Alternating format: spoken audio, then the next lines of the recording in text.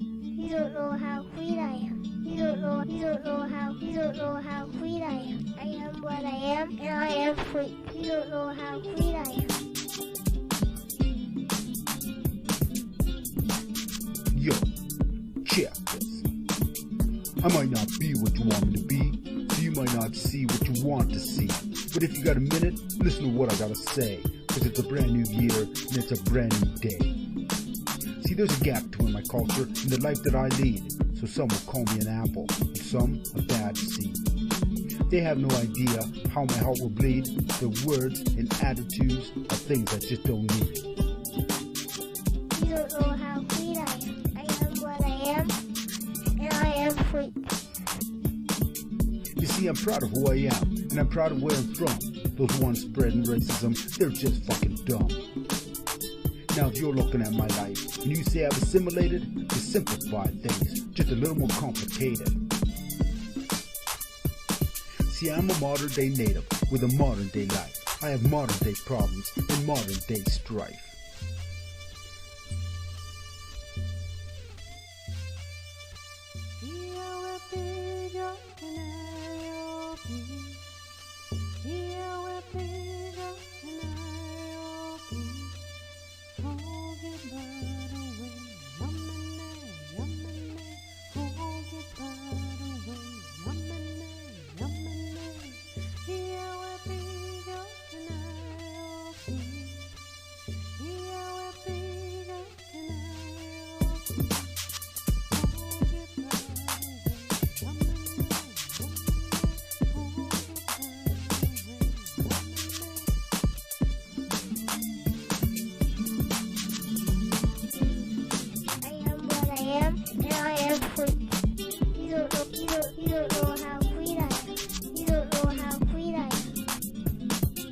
Now I hear other natives, they talk about the past, and will I do the same? Fuck that. See, I've got no time to dwell on what's already done. I've got too many things that I want to do. And they don't include knives, and they don't include guns. I'm talking about knowledge and sharing it too. See, my people need to learn how to cohabitate, get rid of the anger, and get rid of the hate. We gotta stop for a minute and learn to educate. And you'll see in the end, we all have to communicate. I know there'll be a time to make a stand and a time to fight, but if you do that, make sure the cause is right. Because if the cause is right, and the cause is just, greater numbers of people will be backing you up. History has repeatedly shown to us all that united we stand and divided we fall. They were talking about natives and natives alone, because this is a big world, and this world is our home. Now I've seen some beautiful people, and ugly ones too, and there's no single color that comes into view. So the message I'm sending, it's not all that long. It's just, I want the human race to be stronger than strong. I said I just want the human race to be stronger than strong. You all have to be strong. Done it. Word. We all have to be strong. Peace.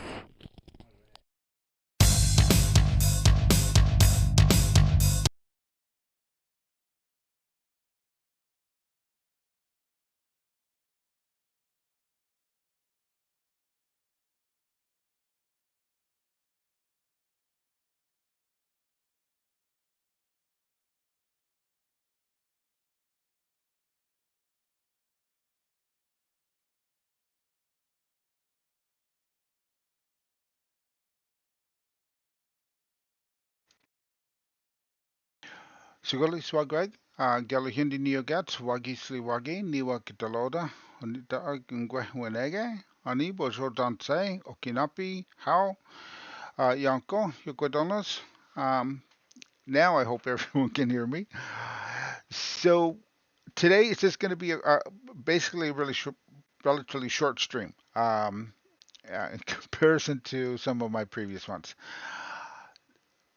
I came across this two things.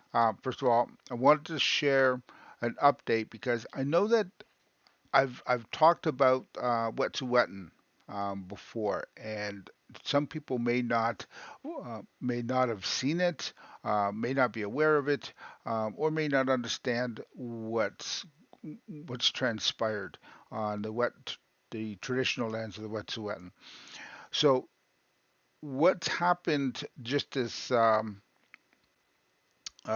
couple months ago is they actually um, the hereditary chiefs of Wet'suwet'en and the Amnesty International have both approached a what they call the um, what is it called? The Inter-American Commission on Human Rights to kind of review uh, the history of what's happened on Wet'suwet'en. And so this is basically going to be the panel discussion that happened with um, with members of the commission, with members of Amnesty International, the members of the Wet'suwet'en, and members of the Canadian government, um, all kind of giving their perspectives on that history. Dory, go for the sub. 4 months now. Time is flying. Time's flying for everyone. Um, go for being here. So, so I want to share that. Also, what we've done is or what I've talked about much is some of the Haudenosaunee activists who have gone out to assist the Wet'suwet'en. Logan Stats, his sister Layla, and her partner Skylar Williams, um, all from Six Nations of Grand River, who've also been standing up at the front lines of 1492 Landback Lane, which is a land dispute outside of Six Nations for land that was kind of gradually being taken away from them little by little. And they've finally gotten to the point where they said enough is enough and did a standoff there. So they're familiar with how the process works as far as that's concerned. So I already share music by Logan on my stream, and music where Layla actually kind of assists him or sings along with him. Layla has just released a brand new song of her own, which dropped today, this morning, in fact. So we're gonna. So I reached out to Layla and asked her if she would mind me um, sharing her track on our channel, and she said absolutely. Hey, yay! And so once this is over, I'm going to share Layla Black's brand new release that she has just done, and it's so appropriate because it discusses this exact situation. And you'll understand that when you better when you hear it. So what I'll do without any further ado, I guess for those who are new here, I should say I did introduce myself at the beginning. If you don't know who I am, I said, "Hello, everyone. Galahindi is my name. It translates to clouds passing over in the colonial language. I'm a member of the people of the Standing Stone First Nations, and I am on the traditional lands of the Anishinaabe, Haudenosaunee, Delaware, and Huron nations in an area that we call the Dish with One Spoon Covenant Treaty Territory. In This is in the northern part of Turtle Island, the part that's been segregated and relabeled Canada. And in the colonial context, the area I'm in is what people will call southwestern Ontario more commonly. Very non-traditional name. So, without further ado, I'm going to start by getting the discussion started here. So I'm going to get well. First of all, let me get my mug off the screen here, and we'll get this started. I hope that if you are confused in any way about what was going on, that this hopefully clears things up for you a bit. We're ready. Commissioner Bernard, welcome. Ya estamos live. Thank you. I like a clean screen. Yes. So, Thank you very much, everyone, for being here. We are just about to proceed with the third hearing of the 187th period of sessions of the Inter-American Commission of Human Rights. And I say good afternoon to all of you. I hope you had a good lunch, but not too much that will send you off to sleep, because we want you wide awake for this hearing. This hearing is entitled Human Rights Situation of the Wetsuweten Nation, Indigenous Peoples in Canada.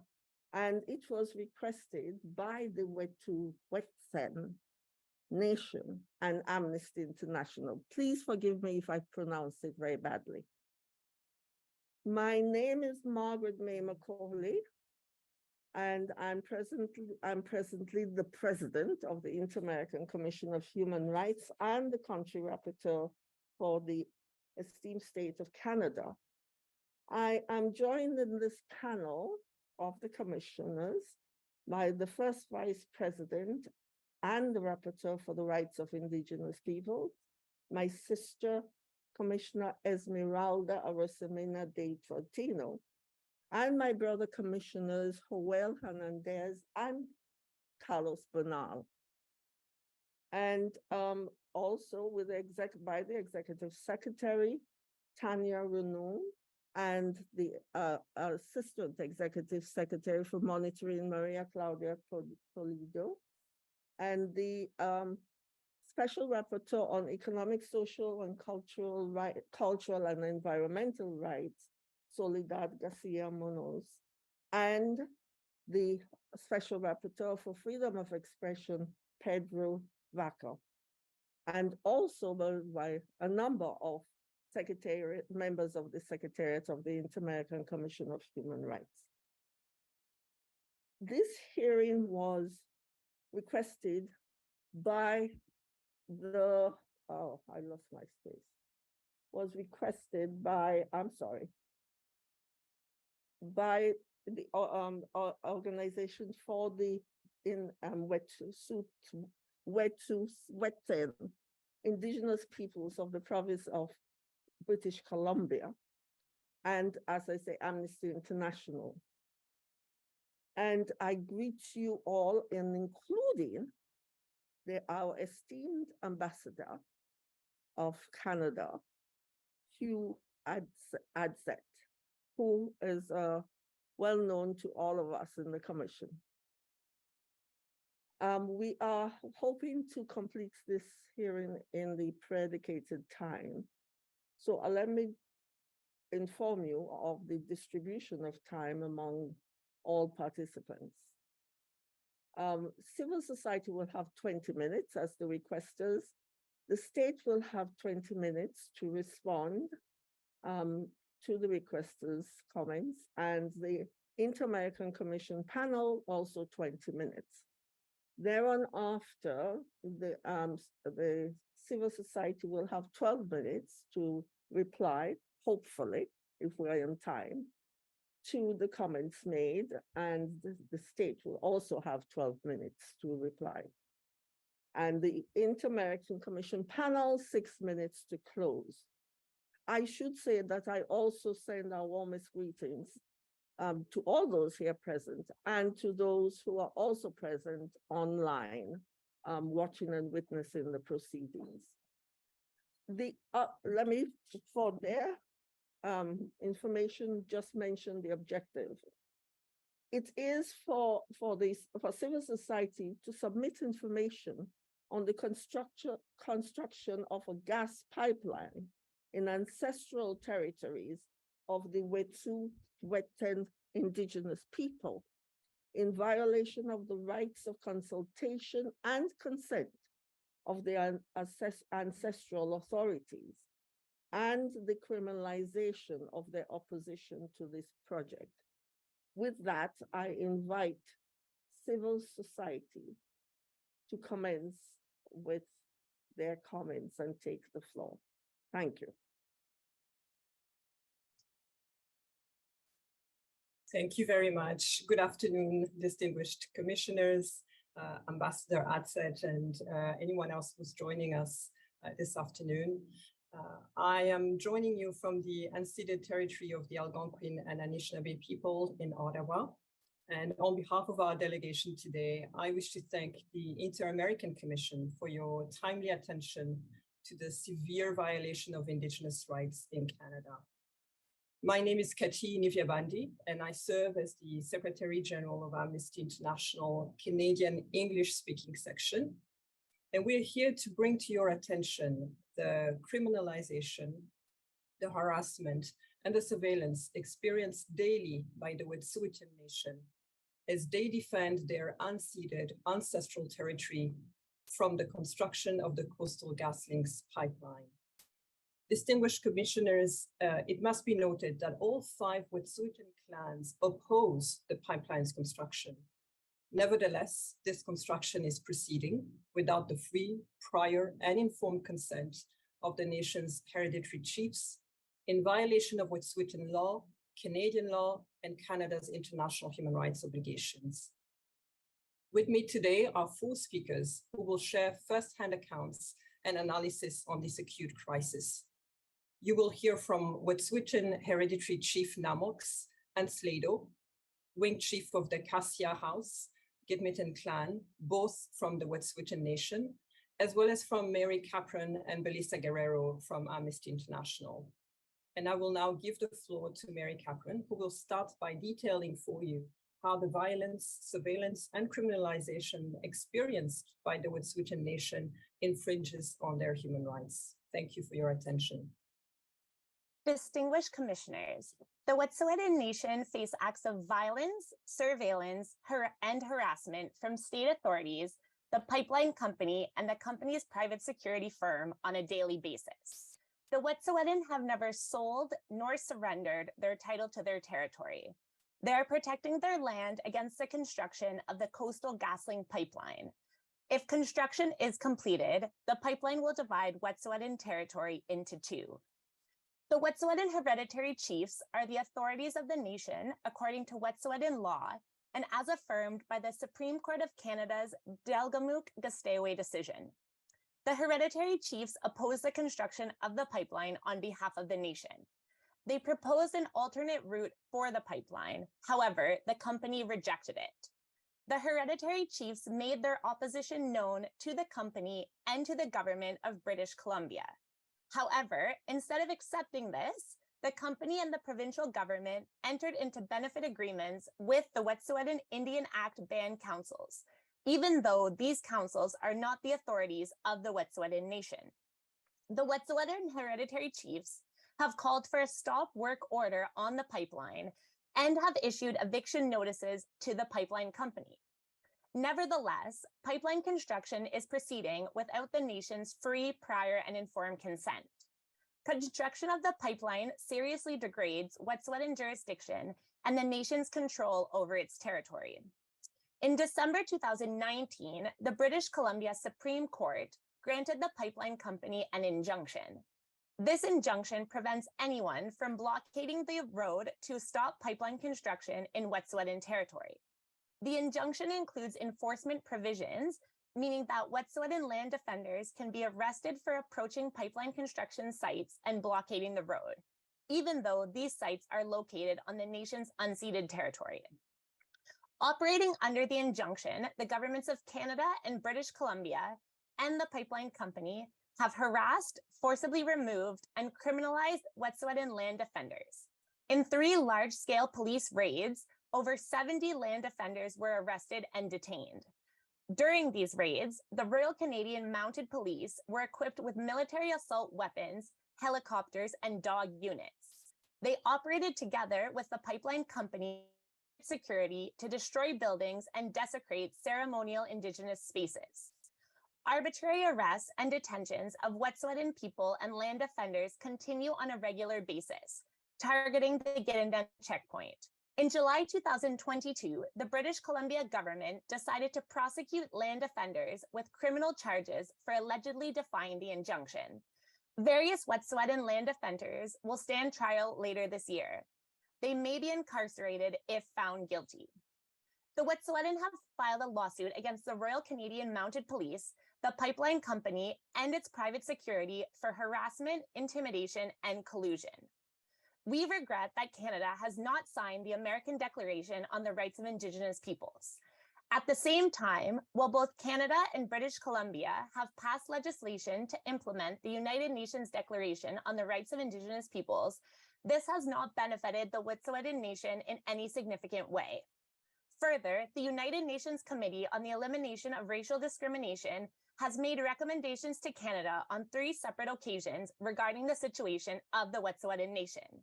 However, Canada has not responded with any concrete actions that it has taken to remedy the situation. Canada continues to incorrectly interpret the free, prior, and informed consent principle and the duty to consult. We recall that states must have consent as the objective of consultation. States must also ensure that no decisions directly relating to the rights of Indigenous peoples are taken without their informed consent. I give the floor to Slato. My name is Slato Molly Wickham of the Gidimt'en clan. I'm a mother of 3 young children and live on the territory affected by the Coastal GasLink Pipeline, or CGL. I'm the spokesperson for the Gidimt'en checkpoint, which is a reoccupation of an ancient village site. I moved to the territory 12 years ago so I could raise my children according to our laws and way of life on the land. Before Coastal GasLink started construction, our home was a place where we felt free to be Wet'suwet'en and could heal from generations of genocide. Now it is threatened, and we are under threat for simply existing there. Instead of being a safe haven, my home is now surrounded by security cameras and gates, and our village site requires 24-hour watch. Since living at Gidimt'en Checkpoint in 2018, I have witnessed a specialized unit of police called the Community Industry Response Group, or CIRG, erect a detachment on Gidimt'en territory, 29 kilometers from the nearest town. I've experienced our home sites destroyed by CGL as CIRG threatened arrest to anyone who would intervene. The CIRG's unique structure and mandate raise a series of concerns about the protection of Indigenous rights in Canada. CIRG is currently under review by the Canadian Review and Complaints Commission. The exercising of our rights are being treated as threats and emergencies rather than as political issues to negotiate, and are delegated to militarized police forces. Often I'm asked if I see any alternatives to the conflicts that have arisen as we uphold our Indigenous laws, and I always say, this is a political issue that must be addressed by the state and not by state-sanctioned militarized police. Instead, Canada has given CIRG $27 million to police us on our own sovereign lands in the past several years. In 2019, weeks after the province adopted UNDRIP, I was arrested and removed from my territory at gunpoint, while snipers initiated lethal overwatch at Gidimt'en Checkpoint. Our chiefs were denied access to us during the raid, and land defenders sustained serious injuries. Our chiefs continued to assert their jurisdiction and uphold our laws, resulting in another raid in 2020, where I was surrounded by CIRG officers in the dark and threatened with arrest while I was 8 months pregnant with my youngest child. In 2021, I was occupying a tiny house alongside the road to CGL's proposed drill pad site when we were surrounded by militarized police in green fatigues with assault rifles who were dropped out of helicopters all around us.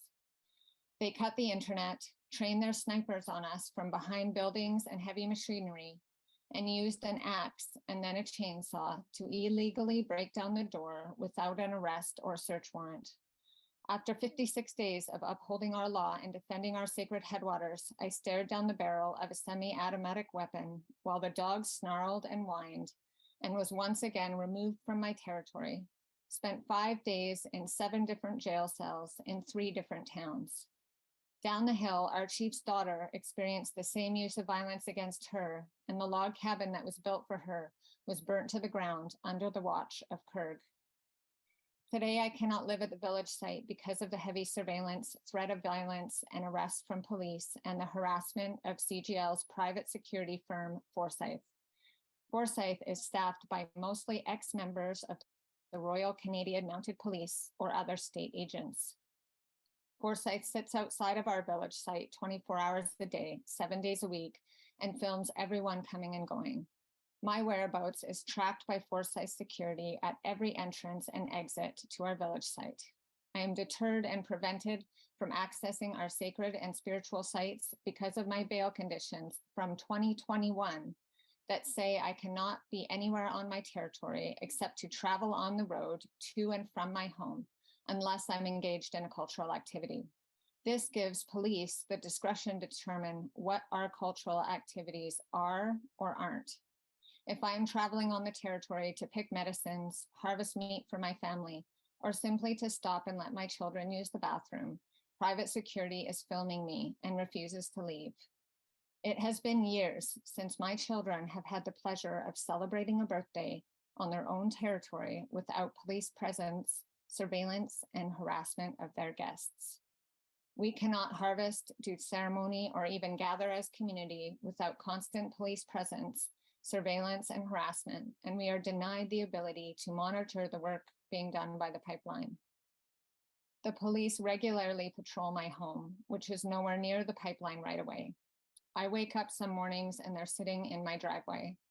Our elders are scared to access the territory, and our people fear police repression and criminalization. The police have teamed up with private industry to make it unbearable to live on our territories and practice our way of life. So how will you ensure the safety of Indigenous women, youth, and children living at our village site and traveling on our territory while we are stalked, surveilled, and harassed by police and private police forces in remote and isolated parts of our territory? For all of the millions of dollars that Canada is dedicating to the root causes of violence against Indigenous women, we have had the lead investigator of EPANA, the body responsible for investigating murdered and missing women along Highway 16, also known as the Highway of Tears, harass and threaten Wetsuweten women with arrest during ceremony. Our women have been threatened with violence by pipeline workers and police on the territory and in our surrounding communities. As Indigenous women, we have to endure the risk of arrest at any time in our homes and on the territory. What steps will you take to lower the risk of violence against Indigenous women who are already surrounded by industrial man camps along the Highway of Tears, while we are further dehumanized by police in front of these same workers when we are arrested and thrown in jail at gunpoint by industry's very own police force? We have endured years of violent raids and removal after generations of genocide. They use these tactics because they are tried and true to repress Indigenous people around the world. We feel the repression of our ancestors and our future generations as Canada criminalizes us for defending our sacred way of life and the health of our lands as our ancestors did. What am I supposed to tell my children as I face jail time for living out our laws and securing their futures? And what does that tell the world about Canada? It tells the world that nothing has changed in 150 years of genocide against our people. We will now hear from Chief Namox, Awitsa, Masai. Howdy, Denny's 8U, Tsaka's 8U, Sky's 8. I am Chief Namox. I am a hereditary chief. Our nation is governed by the 5 clans, the Gidimden, the Gilsehiu, the Liksamishu, the Liksilu, and the Tsayu. Within that are 13 house groups. That is how the land is governed. It is truly democratic. Everybody has a voice. And right from day one, they said no to this proposed project. We govern as a whole. We are the government and decision makers for the entirety of our 22,000 square kilometers of unceded, non-treaty, undefeated lands on behalf of our house members and clans, no matter where they reside. We follow our traditional laws, Anak Nuaten, our law, our way, as name holders before us have done for thousands of years, long before European contact. We carry on the same duties and customs that they have passed down to us. One of them being the boy to man. When I was young, they put us out on the territory for several months to learn about the land, to learn about the sacred sites, to learn about the burial sites. And now with this project, they've destroyed it. They tear up our graveyards. Our ancestors are buried out there, and British Columbia and Canada simply issue new permits so that they could go over these grave sites as if our people were nothing. We are the decision makers on our lands, as proven in the historic Delgamuukw Supreme Court case, which was decided on December 11th, 1997. In this Supreme Court case, we had proven who we are, how we govern and continue to govern our lands. This court case was upheld, proving we are the people who must be consulted on our lands. Since that historic court case, we have also entered into a memorandum of understanding with both the province of British Columbia and the federal government of Canada, reinstating that we continue to be and shall remain the authority on our lands. This document was signed by all parties on May 14th, 2020. Even with that, British Columbia and Canada continue to issue illegal permits on our lands, such as with Coastal GasLink, TC Energy. They continue to fund destructive projects by giving incentives, tax credits, and subsidies to these very same companies that are bringing violence to our lands. Since the historic court case, what has changed? We went there with full faith in province of British Columbia and Canada, and they have not shown any faith in upholding those agreements or court case. They have decided arbitrarily to have corporations sign agreements with band-elect chiefs and council. It must be noted that band-elect systems only have jurisdiction on the reserved lands that they reside on, similar to municipalities who have elected mayors and councils that are elected and replaced on an election rotation. We are hereditary chiefs for life, with a solemn and sacred duty to protect our rights and freedoms, access to lands, and our culture for all future generations. It must be noted that while we, the hereditary chiefs, were working with both British Columbia and the federal government of Canada in good faith, they were working together to continue their invasions into our lands, arresting and removing our people from our lands. An example of this is while we were planning our next session together, we were notified of more Royal Canadian Mounted Police and their community industry response group, as well as the mercenary forces of the proposed pipeline coming into our lands by air and by land, as directed by both levels of government. Violations to our human rights continue. I myself have been threatened with arrest for simply trying to be on our lands. Each time I go to our territories, I ensure I do not travel alone. I do this for my own personal safety, as well as having witnesses with me to prove that I am simply accessing our lands, practicing our cultural duties, and trying to pursue the enjoyment and freedoms that all people should have in so-called Canada. We as Wetsuweten people should never be criminalized, targeted, discriminated against for simply being who we are, looking after everything for the betterment of all. We see Canada is vying for a seat on the United Nations Human Rights Council. This should not even be considered until the human rights in Canada are addressed and commitments made are completed. Canada can no longer continue to tell the world that they are a free and democratic country until they prove to the world that they truly are. Messiah, thank you. Now I shall ask on Belissa to address you. Thank you very much, Chief Namox. President Macaulay, we would like to ask one more minute to finish our remarks, if that's possible. Yes, it is possible, but I'll have to grant the extra time to the state as well. Okay, perfect. Thank you very much. With all the information described above, we respectfully request the Inter-American Commission, in particular, its reportership on the Indigenous people's right, to draft a report about the current situation of the Indigenous peoples in Canada. Also, we urge the Inter-American Commission that both the Indigenous people's rights and human rights defenders reportership monitor the current situation of the Wet'suwet'en Nation using all the mechanisms provided by the American Declaration of the Rights and the Duty of the Man. Lastly, we call the Inter-American Commission to call upon the state of Canada to first, stop the violence, surveillance, criminalization against the Wet'suwet'en Nation and other lands defenders.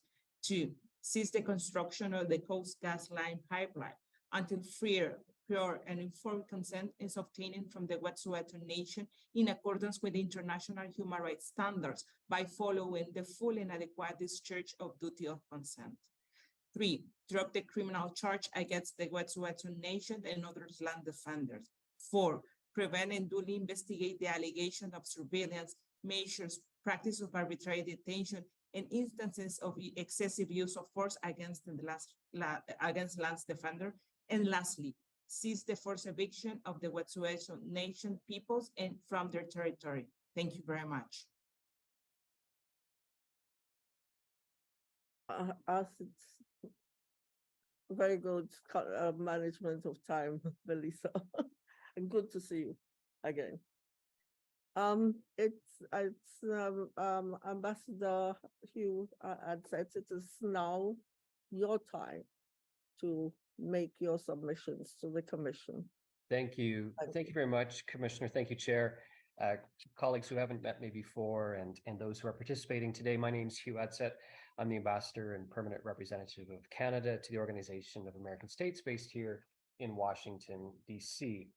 Let me start by thanking you for the opportunity to meet with the Inter-American Commission of Human Rights and also with representatives of the Wet'suweten Nation and Amnesty International for this public thematic hearing on the topic of the human rights situation of Wet'suweten Indigenous peoples in Canada. It's a pleasure to see you, Chair, along with the other commissioners, of course, special rapporteurs, and Executive Secretariat staff participating in this hearing.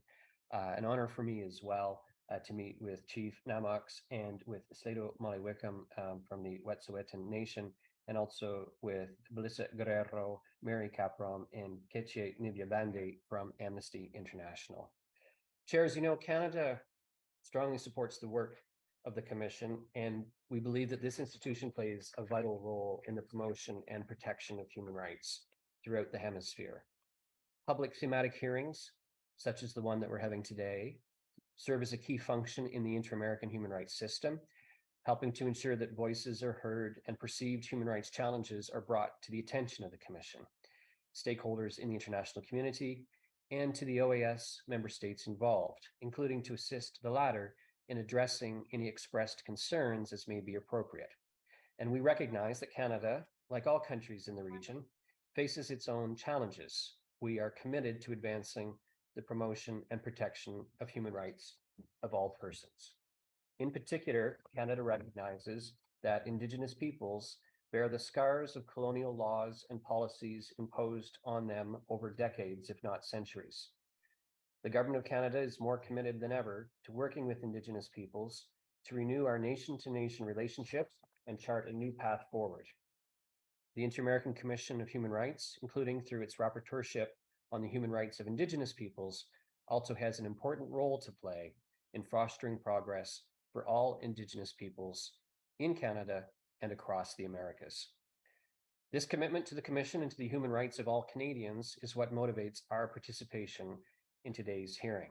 So let me again thank the representatives of the Wet'suweten Nation and Amnesty International for sharing their concerns through their submission to the Commission, dated April 17th, 2023, as well as through the testimony that we've heard today. And also thank them for inviting the Government of Canada to be part of today's hearing. As the submission reads on page 4, and I quote, to learn about the measures needing to be taken to protect and guarantee the human rights of the Wet'suweten Nation. The Commission itself is to be commended for convening this hearing and providing an opportunity for all parties to be heard in a non-adversarial setting and in a spirit of collaboration and understanding. We're currently analyzing the submission that was jointly filed by the Wet'suweten Nation and Amnesty International. As the representative of the Government of Canada, I welcome the opportunity to hear the comments made here today, which may provide additional elements and greater context to inform our review. I'm not, however, in a position to address any particular claim or observation. The issues raised in the submission are highly complex, and the Government of Canada is still in the process of consulting the multiple jurisdictions and stakeholders, including the provincial authorities with an interest in these proceedings. My goal in participating here today is primarily to gain a better understanding of the petitioner's concerns and also to provide some general initial context that may help inform the Commission's own analysis. There's also ongoing litigation in Canada in relation to some of the issues raised in the submission. The Government of Canada may provide additional information and context from the official perspective in writing to the Commission in due course. As is rightly pointed out, the Coastal GasLink pipeline is a major infrastructure project in the province of British Columbia. It's led by private sector entities and also involves public sector regulatory bodies and multiple stakeholders, including local communities, many of them Indigenous, that are impacted and, in some cases, stand to benefit from the project once completed. The Wetsuweten Nation includes a number of communities that are directly impacted by the Coastal GasLink pipeline, and with which extensive consultations have taken place since the inception of the project. Benefit agreements have been signed with a number of councils representing a significant part of the communities. The project, however, does not enjoy unanimous support. As the Prime Minister of Canada, the Right Honourable Justin Trudeau, has said again and again, no relationship is more important to the Government of Canada than its relationship with Indigenous peoples. In fact, Canada has a robust legal framework for the protection of human rights and freedoms. Section 35 of the Constitution Act of 1982 recognizes and affirms the Aboriginal and treaty right of the Aboriginal peoples of Canada. All orders of government, federal, provincial, territorial, municipal, and Indigenous, are obliged to respect Aboriginal and treaty rights and can be held accountable by the courts for failures to respect these rights. Canadian courts have determined that Aboriginal and treaty rights are group and site specific, meaning that different Indigenous groups may have different rights. And every day, the Government of Canada is working to establish and maintain a mutually respectful relationship between Indigenous and non-Indigenous peoples in Canada in a spirit of reconciliation. Continued, genuine engagement is and will remain fundamental if the country is to continue down the path towards reconciliation. In this context, the Government of Canada is working with Indigenous groups across the country, including Wet'suwet'en communities, to explore new ways of working together to advance the recognition of Indigenous rights and self-determination. This includes continuing to work to implement the principle of free, prior, and informed consent. The Government of Canada takes note of the allegations contained in the submission. Let me add a few elements which we believe are important for the Commission to consider. Canada is a free and democratic society, with constitutionalism and the rule of law numbering among our foundational principles. Canada values freedom of expression and the right of individuals to peacefully assemble, to demonstrate, and protest. This strong tradition underlies Canada's legal system, which offers robust protections for the freedoms and rights implicated in social protest. The fundamental freedoms of expression and peaceful assembly are among those guaranteed by Canada's Constitution, more specifically in Section 2 of the Canadian Charter of Rights and Freedoms. The entrenchment of these rights in the Charter ensures that nonviolent social and political protest receives the highest level of protection under the law. These rights are equally protected for everyone in Canada. No government or state actor may limit the exercise of the fundamental freedoms of expression and peaceful assembly unless the limit is prescribed by law and demonstrably justifiable in a free and democratic society. The fundamental freedom of peaceful assembly and freedom of expression are subject to reasonable limits in recognition of the pressing and substantial objectives of protecting the rights of others and preserving peace, public order, and security. It's further been established by Canada's Supreme Court that freedom of expression does not extend to acts or threats of violence, nor does it protect the destruction of property, assaults, or other forms of unlawful conduct. Chair, with those remarks, let me thank you for the opportunity today to provide, in a spirit of constructive dialogue, elements of context that the Commission may find useful as it considers the complex issues raised by the petitioners And once again, I want to thank the Commission and the petitioner for inviting the Government of Canada to participate in this hearing, which we hope will allow all parties to gain a better understanding of the issues at hand. Thank you very much, Chair. Thank you very much, Your Excellency, for first of all, being here present and participating as best you can in the circumstances that you have explained. I still haven't cleared my lungs and throat with my whatever it was I got during the General Assembly. Anyway, I see you didn't need the extra minutes that you are entitled to. And so, of course, you cannot lay claim to it in the future. I'm as the country rapporteur, it is generally the case that country rapporteur speaks first. But I find myself as an advocate of the common law system, as Canada largely is, in some difficulty. Because in circumstances like this, in our courts of law, the court will generally consider a postponement of the proceedings, and certainly a postponement to give the party who is in difficulty in presenting their substantially complete answer some time to do so. And you've mentioned the possibility of Canada sending comments to us in writing, which we always welcome and do welcome, and ask that, could you please proceed with that course of action? This is a very important matter for the First Peoples of Canada in the region of British Columbia, and a group of them. And I think it requires complete, full, and considered consideration by all of us,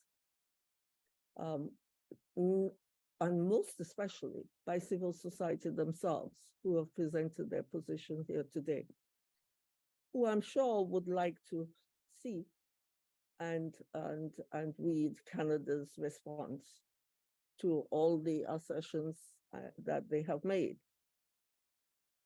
And in fact, when one has listened to the assertions, I mentioned, as a practicing lawyer, I really am eager to hear the other side fully in answer to the assertions made. And I am sorry, do forgive me. I thought I'd turn this phone down.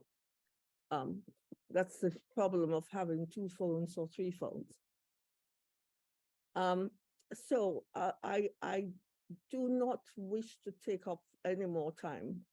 I want to open the floor to the my sisters and brother commissioners, for them to state what their personal position is. As you know, all of you know, we serve in individual capacities, but we do discuss, have full dialogue, and try to decide in a collegial fashion. I've stated my position, and I really am eager to hear the full situation from the state. So I will call now on my sister Commissioner Esmeralda to state her position in the matter.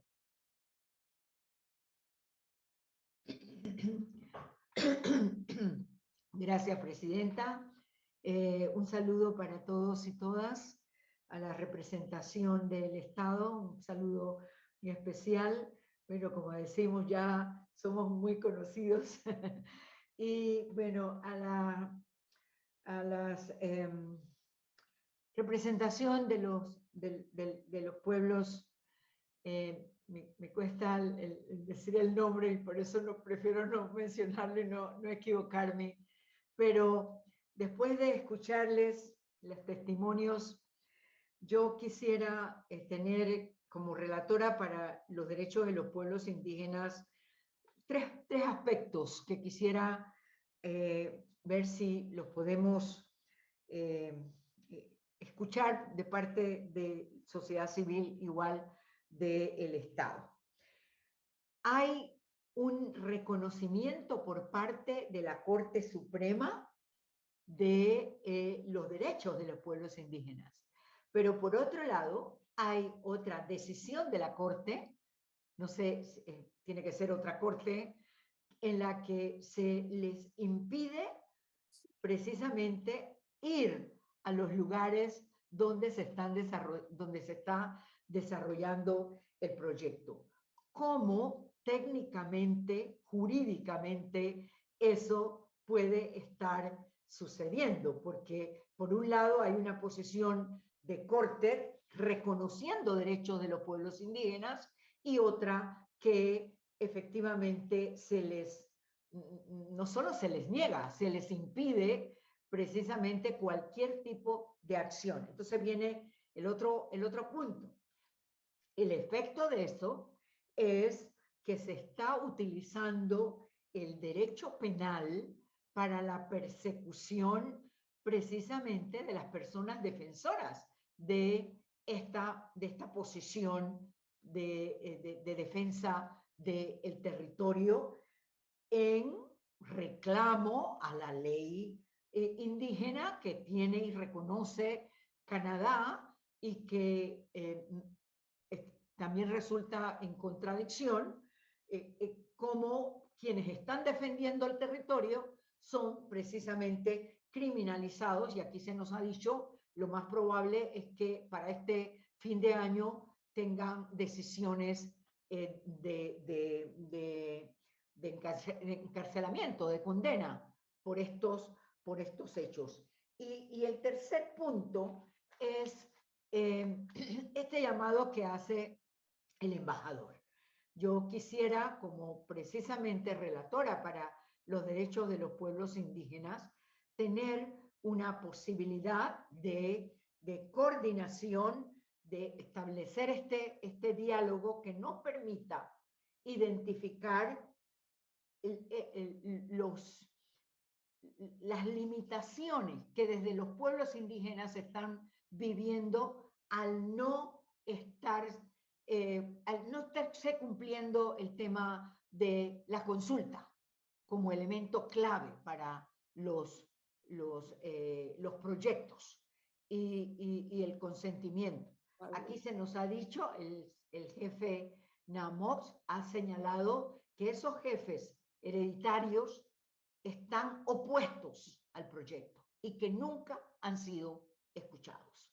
Entonces, me gustaría si de alguna forma, desde la Comisión Interamericana, la relatoría puede servir de un medio de un puente de comunicación para establecer, para hacer esa evaluación de los mismos puntos en los que el embajador plantea una posibilidad de conocer la situación y buscar las respuestas. Eso es, Presidenta. Gracias.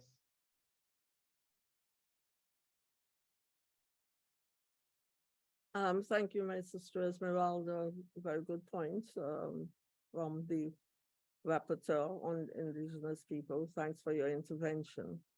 I now invite my brother Commissioner Joel Hernandez to state his position.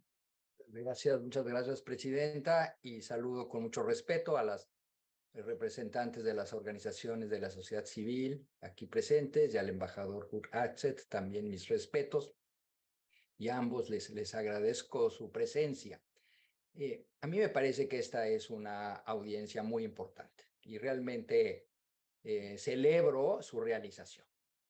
En primer lugar, porque generalmente una de las críticas que se le hace a la Comisión es que no tiene una visión verdaderamente interamericana, que hay un grupo de países que nunca acuden, nunca son invitados a estos espacios para hablar de las problemáticas de derechos humanos. Y reitero, y lo dijo el embajador Atzet en su intervención, no son espacios adversariales, no son espacios contenciosos, no se derivan responsabilidades internacionales de estos espacios, simplemente son espacios de diálogo, de suma utilidad para que la Comisión conozca la situación de derechos humanos de un país, pero también de suma utilidad para establecer puentes de comunicación, como el que la comisionada Arosemena acaba de evitar, perdón, de proponer. También me parece que es muy importante porque esto nos demuestra algo que constantemente vemos en la Comisión. Absolutamente todos los países tienen retos de derechos humanos. Y a mí lo que me llama siempre la atención en la Comisión es el hecho de que es muy importante la cooperación del Estado. Más allá de las problemáticas, más allá de los retos, la participación de los países en estos espacios es siempre muy apreciada y muy reconocida. Sobre todo cuando en las audiencias participan funcionarios, funcionarias del Estado que pueden brindar respuestas a muchas de las interrogantes que se plantean. Y aquí se han planteado interrogantes muy concretas. Agradezco yo al embajador Atzet su amable ofrecimiento de mandar información adicional sobre este tema. Reconozco que es un tema complejo. Y en ese sentido, yo lo que quisiera pedirle al embajador Atzet es que en su respuesta pudiera compartir con la Comisión cómo se protege legalmente en Canadá el principio de consulta previa, libre e informada a los pueblos indígenas. Aquí ya se mencionó que Canadá no es signatario de la Declaración Americana de los Derechos de los Pueblos Indígenas. En una mirada rápida que hice a la página de internet de la OIT, veo que Canadá no es parte del convenio 169. Y hoy es un principio bien afianzado en el derecho internacional, el de la consulta o el consentimiento previo, libre e informado para la realización de proyectos que afectan a los pueblos indígenas. Entonces, creo que aquí el meollo en este tema es precisamente la ausencia de tal consulta. Nos ayudaría muchísimo, embajador Atzet, para la Comisión conocer cómo se incorpora ese principio en la legislación o en el derecho canadiense. Muchas gracias.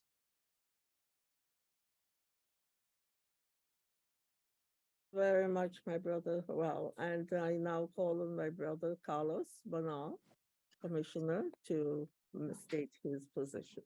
Thank you. Thank you so much, Madam President, for the opportunity to say something in this hearing. I would like to express my gratitude to the petitioners and also to Mr. Ambassador for being here in this hearing.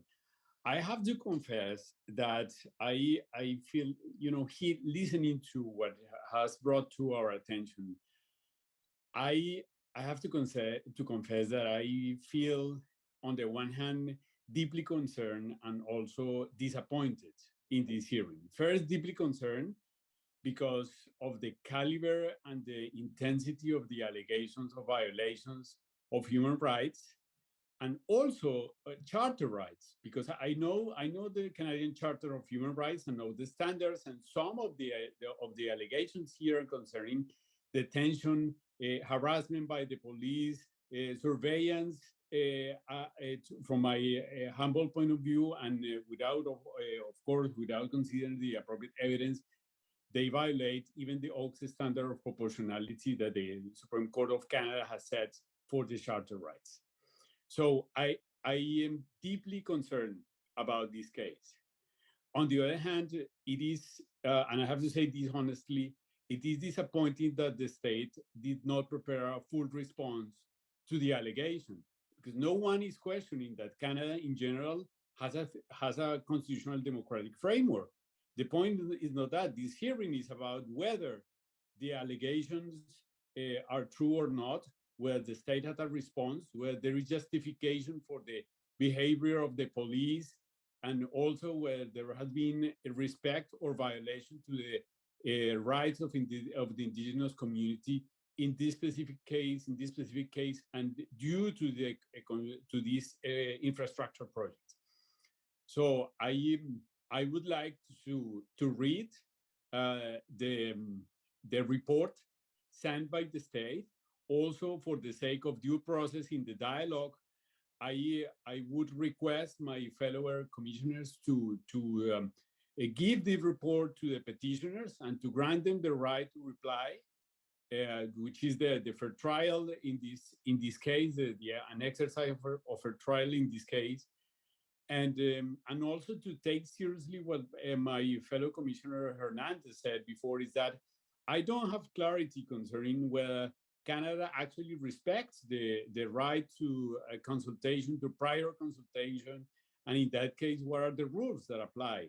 And not only indigenous communities, but also investors and people who are willing to undertake infrastructure projects, they need to have certainty about what are the rules that are applied and that actually enforce and make and render concrete this right to prior consultation that belong to every indigenous community in the world, or that should be law. And of course, I know that Canada is not a party of the convention. Canada is not a party of the ILO 169 convention. However, what this shows is that Canada is below the standards. Is below the standards of if we compare that to all of the countries in the region. So this is my honest reply and my honest point of view concerning this hearing. Thank you so much. Thank you very much, my brother. One thing which has come clear from the commissioner's statements is that each and every one of them would like to hear from the state and have a copy of the state.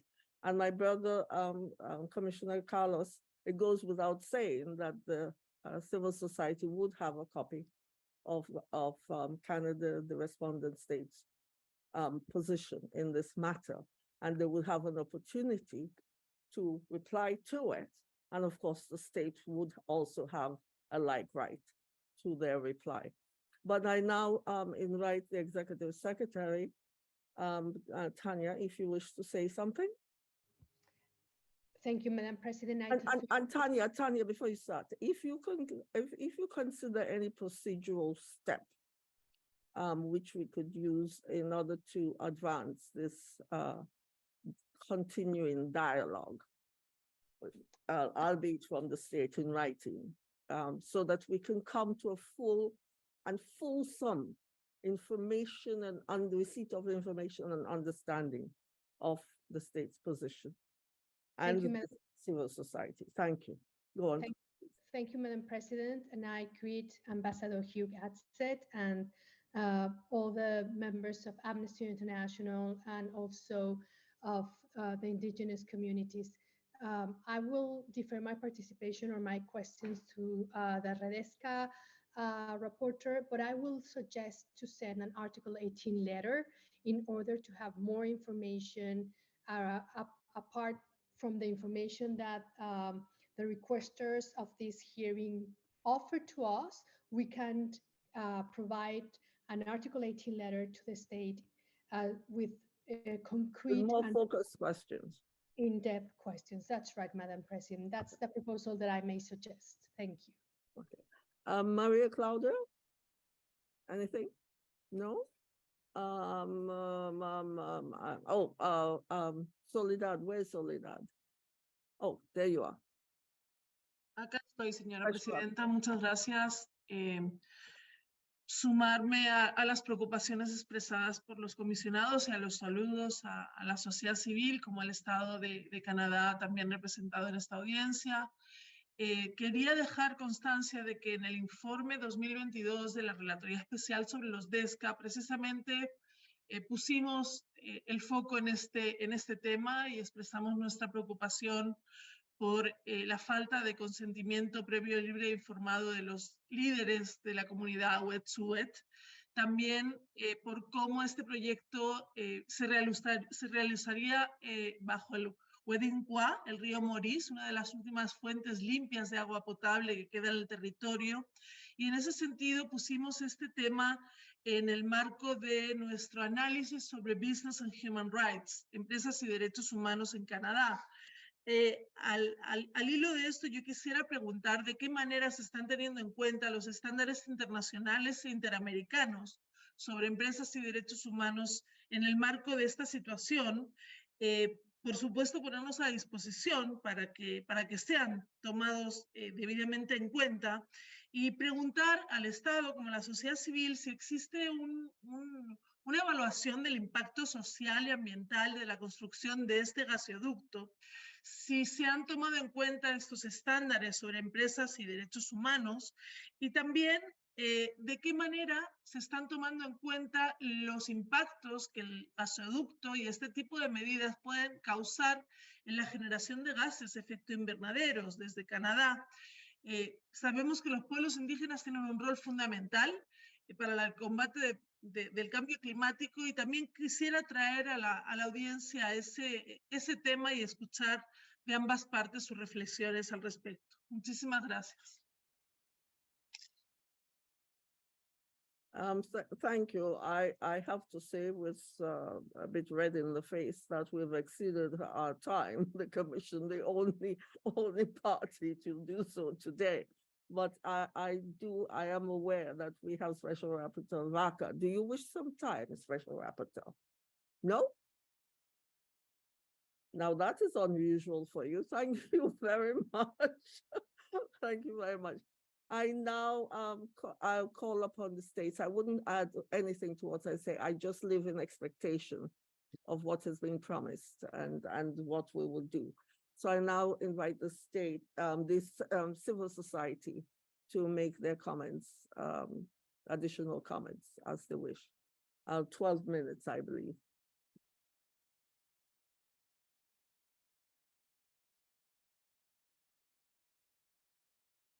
Thank you, Madam President.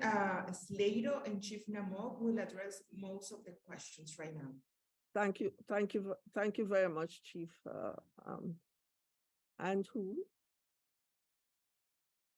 Slato. Slato. Okay. So please go ahead. Yes. Please go ahead. Whoever is speaking first. Thank you.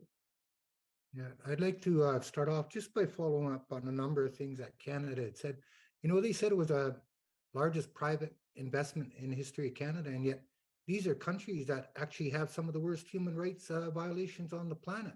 We're talking about Malaysia, we're talking about Korea, we're talking about China and Japan, you know, and I don't consider that private sector investment at all. You know, and he talked about the consultation process. Well, if you're not talking to the right people, why would you call it consultation? You know, I myself have spoken at the United Nations 3 times, twice in New York and once in Geneva.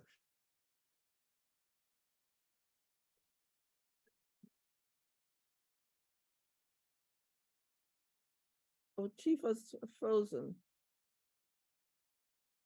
And in that... Please continue, Chief. Yeah, I just wanted to remind everybody that we are a nation. We're not a community. You know, he spoke of communities that signed on. Well, they don't have the proper right to be consulted. You know, it is a nation. It is the Wet'suwet'en.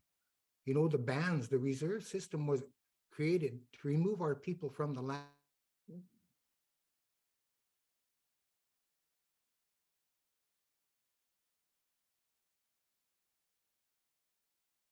Because you're going to be the path of least resistance.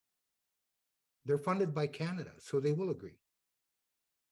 And he talked about the rule of law, a little bit about the law. You know, ignorance is not a way to defend yourself in a court of law.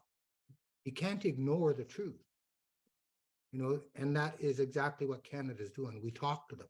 We tell them why we do what we are. And we're not protesting, we're protecting. You talked about the environment. You talked about climate change. We're at the front lines of this, and look at how we're treated. Look how our women are treated. Look at how our future generations are treated for doing the right thing at the right time, which is fighting for this entire planet. And yet we're criminalized, removed from our lands, put in jail. You know, where are these rights that Canada talks about when our people are incarcerated at the rates they are? You know, when we talk about how and why we do what we do, it's not complex at all. It is very simple. It is the simple of the land. It is what this planet needs. Our laws follow what the earth needs. We don't tell the earth what to do. This planet will do fine without us. It is us that is damaging it. And this is why we step forward and put ourselves at the forefront of this. And this is why Canada is trying so hard to ignore us. We talk to the world because Canada won't listen. You know, when we talk about respect in our language, it's called Wagoose. The earth needs the respect she deserves, and we're showing it to her. And yet it is our people that are losing all sense of wanting and knowing that we belong to the land. That land does not, we never said our land ever, like in a private sentence or in any way. That land is there to be protected by us, the very first peoples of the land. That is our law. That is our duty. And that is what we're doing. And yet, because of financial institutions, corporations, the human rights of this country are going downhill. I don't understand how a so-called democracy can be run by an industry and finances. That is not democracy in my mind. I'm a very humble person, but I will say that very blatantly, that this country is losing its democracy, its freedoms, its rights, its humanity. We often say that money doesn't have a conscience. It doesn't have a heart. And Canada is proving it to the Wet'suwet'en and all Indigenous people of this country by continuing to do what they do. I would like to pass it on to Slato, if I could, please. Thank you. Thank you. Thank you very much, Chief. Yes, please go on, sir. Okay. Thank you so much for all of your comments. I really appreciate the opportunity to respond. And I'd like to respond to a couple of the comments specifically about, the discrepancy between the Supreme Court decision that recognized Wet'suwet'en hereditary chiefs as the title holders, that we have never extinguished our title, that we have never signed treaties on our territory. And that's a 1997 Supreme Court of Canada decision that was made.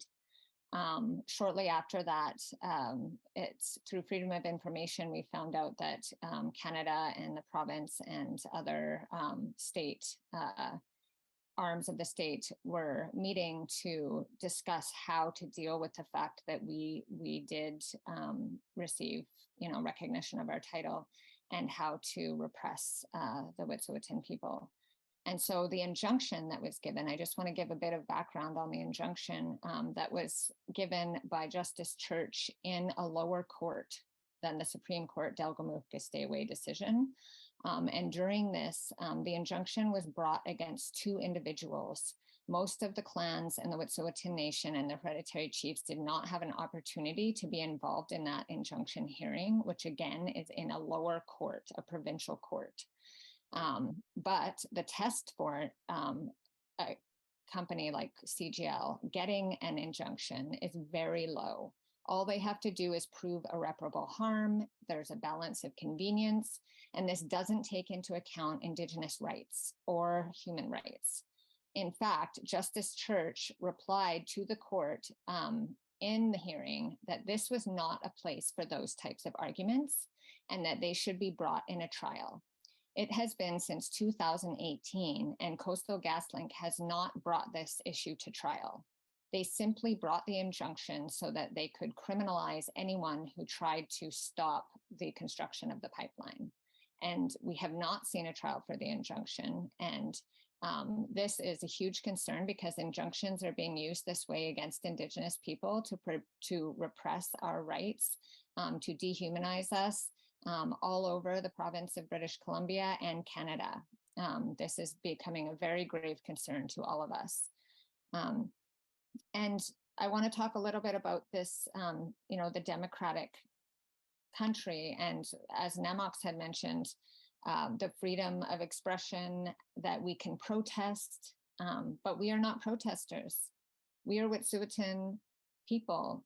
We have our own valid and recognized laws, even recognized. Our body of laws in the Delgamuukw-Gisdewe court case was recognized by the Supreme Court of Canada, that our hereditary clan system was complex and that we have laws in order to manage our lands, in order to manage our people, and that we have trespass laws. We have laws against trespass into our territories.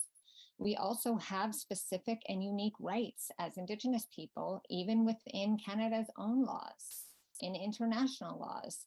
So we cannot be lumped in to, protesters as if we were any other Canadian citizen acting under Canada. Further to that, the RCMP actions and reports, there have been reports by the Canadian Review and Complaints Commission, which we made a submission to in 2021 because there were arbitrary exclusion zones that were preventing Wet'suwet'en people from their territory, preventing us from our homes, preventing our hereditary chiefs from accessing their territory. And in that request, they referred to the case in Elsipogtog on the East Coast that happened several years before that. Also, again, Indigenous people that were fighting to protect their lands against fracked gas. And in that report, they said that the police were acting in very racist ways. And when we using excessive force, that this issue should be dealt with on a political level. And one of the responses was that, well, we don't need to do an investigation into the RCMP because we already know all of the ways they are behaving and in racist ways and violating human rights and violating charter rights and violating Indigenous rights. So we already made recommendations to them. None of those recommendations have been implemented. They have proven to be a danger to Indigenous women. The police and private security are a danger to Indigenous women. There are multiple billions of dollars in class action lawsuits against the police in Canada for their racist and sexualized violence against Indigenous women. I've had officers, and this is all documented and recorded, saying when the raids are happening, I want Molly. They are specifically targeting me and coming after me. When I was arrested in 2021 and we were driven in the back of a police car down the road past our village site, the officer said to us, 3 women, Indigenous women in the back of the police car, take a good look, ladies. This is the last time you're ever going to see it. But we didn't know what that meant. Is this the last time we're ever going to be on our territory? Are they going to burn our village site down again? Those are the kinds of behaviors that the police are bringing to our territory. That's the racism. They compared us to orcs from Lord of the Rings during the arrests. And Canada has a crisis of Indigenous people, especially Indigenous women. We are overrepresented in prisons in Canada by, in 50% of Indigenous women are filling up our jail cells. And we cannot deal with Canada down the barrel of a gun. We have been trying for years. We have been trying to negotiate. Our hereditary chiefs have worked tirelessly. There is no reason that this should not have a full response because this is not news to them. We have requested meetings with Trudeau. We have requested meetings with all levels of government on an ongoing basis. And frankly, we cannot negotiate looking down the barrel of a gun when we are constantly under threat of violence. Luckily, to date, we had nobody's been murdered on our territory, but we never know when that's going to happen. And so we need real action to be taken. And I thank you so much for the time, Alexa. Thank you so much for that submission. I now hand over the floor to Your Excellency, Ambassador Hastet, please. Thank you. Thank you so much, Chair. And let me again thank the Commission and also the other participants for the opportunity to be here this afternoon and to participate in the discussion. I've taken a lot of notes during the course of the conversation, including taking note of some of the specific questions that were raised for potential follow-up. The question related to free, prior, and informed consent, for example, and a number of other questions as well, including questions specifically related to business and human rights as well. Chair, I also took good note of your request and the request from some of the other commissioners as well, that we provide, if we can, some additional information in relation to this and to other matters. So what I will do is I will, of course, consult and see what additional information we might be able to provide. And let me once again thank you for the opportunity to be here today, to listen carefully to the comments that were made, to note the questions that were raised as well, and for the ability to participate in this discussion. Thank you.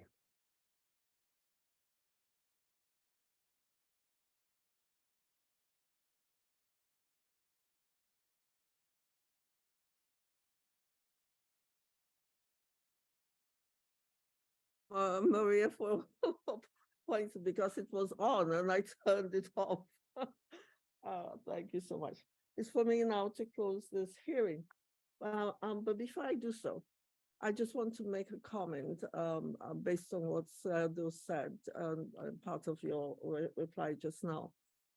Please remember that our rapporteur on the rights of indigenous people, as Commissioner Esmeralda, First Vice President, has put on the floor, that the commission, she and the rest of the commissioners, can play the part of mediator in a dialogue, discourse between yourselves and the state.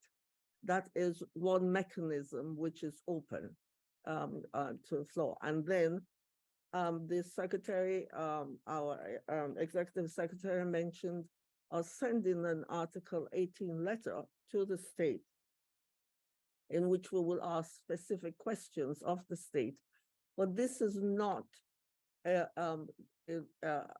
other than, it's in addition to the state's intent to send a written statement to us, which we'll of course share with you all in civil society.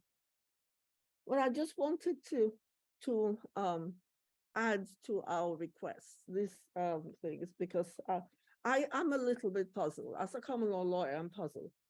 And I asked the state, are there no laws in British Columbia to protect the right of persons, citizens, groups of people, tribal peoples, to protect their properties, both real and personal, in British Columbia? Because I believe that we all have the right to protect our properties.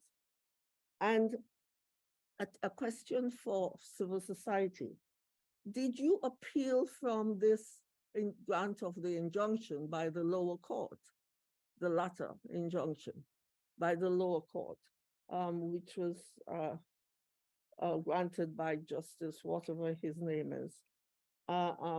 Or is there no cause of appeal from that court when it grants injunctions? Because if that is so, that would be a failure of the access to justice within that state. So if, and perhaps Ambassador, you can direct, if the state can direct its mind to that, because I find it rather puzzling that that injunction seemed to have been left to stand. And remember, I'm saying this, Ambassador, as this is not a litigious matter, that civil society can always ask from the Commission assistance in a technical fashion on how to move forward in any particular matter. or problem. So, and this is also open to the state of Canada. So that is open to both sides. And we really would love to resolve this matter by moving forward so that neither side would feel aggrieved about rights being violated or rights being claimed by one side, which that side doesn't consider as appropriate. But we ought to have true dialogue in this matter. And so we look forward to having more facts on which we could chew and consider the matter, all of us.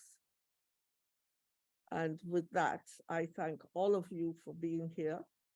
And I thank Ambassador Azlet for being here on his own and fighting the good fight on behalf of his state. And thank you, civil society, as usual. You present a very strong and clear case, but there are things that you could also add and expand upon. So I thank you very, very much. And I thank all those who are online and have listened to this hearing. And we hope to resolve this matter one way or the other before Esmeralda and I are any much older, and hopefully before the end of this year, before the 31st of December, definitely. So thank you very much, all of you. Thank Goodbye. you. Thank you. I'm sorry, Commissioner. Sigurli Swagwag, Gally Hindi Neo gets Wagisli Wagini Wakitaloda. I hope that helped clarify some of the timelines and some of the activities that have been happening to the Wetsuweten people trying to protect their water and their land in the unceded and unsurrendered territory. I guess which is the kind of the new term we are using is unsurrendered because it was not unsurrendered. It was never surrendered either by treaty or by purchase. So this land was acknowledged by the Canadian Supreme Court of Canada, so that the hereditary chiefs are the ones with full jurisdiction over this territory, the traditional territory of the Wet'suwet'en. So it's a bit confusing as to why there's even a debate at this time in relation to who has the right to grant any permission for corporations to run pipelines through, when it's really been kind of established even by the Canadian courts as to who has that jurisdiction. Now, today's stream was going to be a short one, just again because I have to go to work soon. So what I want, but this is something I wanted to share. I wanted to ensure that you had this, but also I also wanted to share one of the protectors who went out to Wet'suwet'en to help them during their standoff. There was actually three that. At least three that came from the Six Nations of Grand River. Layla Black, who's also a filmmaker and whose documentary Blood and Water we have shared on the stream before. She has a brand new documentary actually coming out, or that's actually just come out, called Boiling Alert. And it was just played at the Toronto International Film Festival. So what I like to do, first of all, is I'm going to show the trailer to that documentary so that you can see the film. I know that I haven't seen it, but I've seen the first documentary she did, and the cinematography was beautiful in it. But this is called Boiling Alert, again, addressing some of the water issues, clean water issues on Indigenous communities are dealing with, that this Canadian government said that they would have resolved by 2021. It's now 2023, and they still haven't come close to even half of those communities having clean drinking water yet. So, I have not seen this trailer, so this is going to be the first time I see it as well. But I like to show it just to see for myself what the documentary is going to be like. But if at all possible, I will be trying to keep in touch with Layla to see when if it's possible for us to be able to stream that and share that, because she's been really good with me as far as allowing me access to her previous documentary and to her music. So I'm going to play this documentary. She's got a brand new song out now as well that just dropped this morning, and it's what was it called? It's called White Pine. And for those of you who don't know, the Haudenosaunee people, which um, is a alternatively known as the Six Nations, have an agreement and or an alliance, a confederacy, I guess is what they like to call it, of the Six Nations who took all of their weapons, dropped it into a big pit, and covered it up as a sign of unity, a sign of peace with amongst each other, and a sign of an agreement that they were going to cohabitate in the same territories in a peaceful um, way that's going to treat Mother Earth in a sustainable way, etc. And so it was called the white pine is what we now call the tree of peace. So I'm going to play the trailer, and then I'm going to play Layla Black's. Well, let's do the trailer first. So let me get my mug off the screen here, and we'll go with this. I was seen as an outsider coming in to the reserve. I was an outsider everywhere. They call it the Red Road when you start to learn about your indigenous culture. Segoskano, Layla Black Young Yats, Hanawara, Ni Wagi Darodan, Ganyak Gehaga. I'm Ganyak Gehaga. I'm Mohawk. I am Mohawk. My papa always said, whoever has the clean water at the end, they're the ones that are going to thrive. Make sure that you figure out a way to get clean water. I'm looking at boil water advisories and I see every single one, First Nations, First Nations, First Nations, First Nations. And I just hear my papa in my head saying, now's the time. Our people need clean water. My hope for this journey is to understand why this is happening, as well as to discover who I am as an Indigenous woman, finding that voice within myself. What are some of the challenges that you're facing? We've got bad water and it's not safe to drink right now. Checking into the hotel, first thing that I saw was the boil water advisory. Don't get it in your eyes. Don't open your mouth in the shower. It's a reality check. How many generations has your family been drinking this water? I know of 7 generations. 7 generations. 8 double loaders, and we got 2 of them running. We've got a problem with the flow of water in them. These people live with it every single day. We're in California, in the U.S., off the 101. You can go on either side and you can get clean water up and down, but here on the reserve, how is it that those guys don't have clean water? Help's not coming. Never has. What's your position here? I'm the acting water supervisor. Who does all the testing? I do. How many people do you have working here? Currently 2. We just got a new guy yesterday. This is where they dispose of the uranium? A lot of the Navajos that lived along it are now dead from cancer. That's why you don't hear about it. You don't want to tell us. You have to find out on your own. Water is not just a resource. We are not respecting it. We are not taking care of it.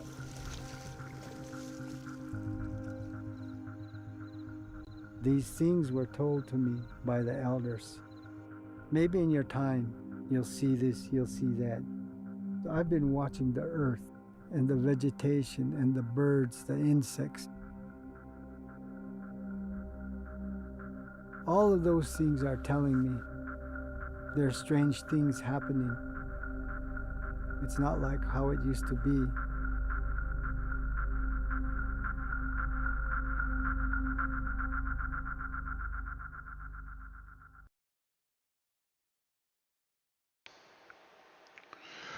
Okay, well, that looks like a documentary we definitely want to get a hold of and watch as soon as we can. So I will be keeping an eye out that and keeping in touch with Layla. So to wrap up the stream, instead of playing the Peaceful Warrior, which I normally do, I'm going to play the new song by Layla Black or Layla Stats. I guess she's going back to Stats, and when I play this, I'll put in the raid calls. I hope that you all stick around long enough that we can you can come over to the whoever we raid into, and share some of the love. And let's hear Layla Stat's new song. You can get this on all your streaming services as well. So if you like this song, definitely stream it and share it because it'll be one of those songs that we'll all want to hear. This song deserves an introduction. The Haudenosaunee call the white pine the tree of peace.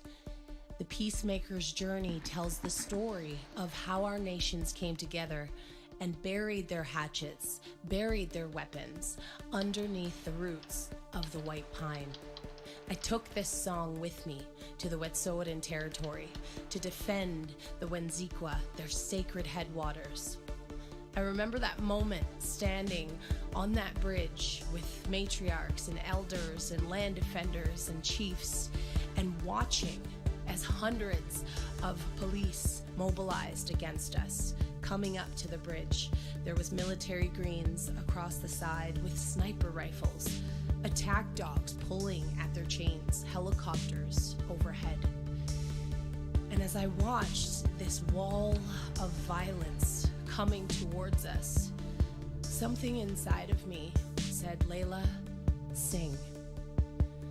And a cappella on my own on this broken bridge, I sang for a wall of police.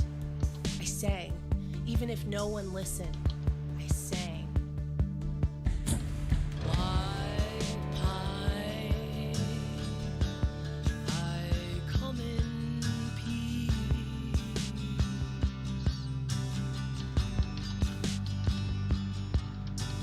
White pine, down on my knees.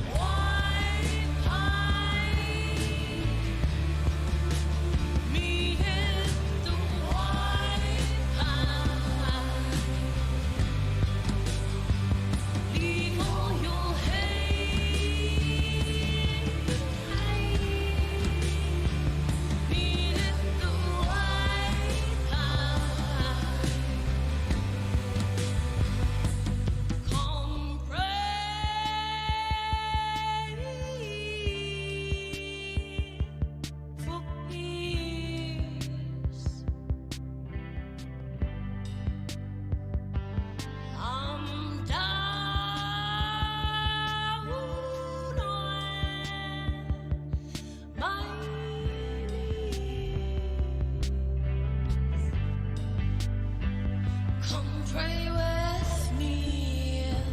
Come pray with me. Come pray with me. Come pray with me. Come pray with me. Come pray.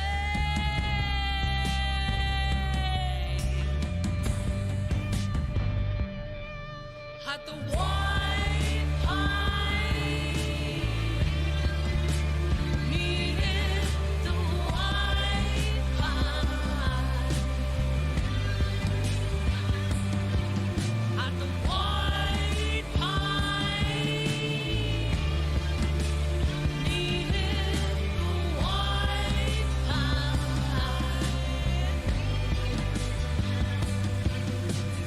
Bury your hatchets, lower your guards, calling all enemies, calling all enemies. Come pray with me, come pray with me.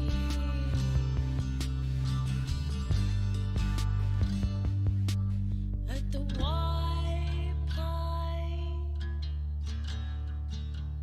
needed the white pine. That's fantastic. All right, everyone. Hello, Dark Native. Oh my goodness, welcome in. Welcome, welcome. We're about to do some Wonderwall. Come on in. Welcome in, everybody. Thank you so much for the raid. How was your stream? What were you up to today?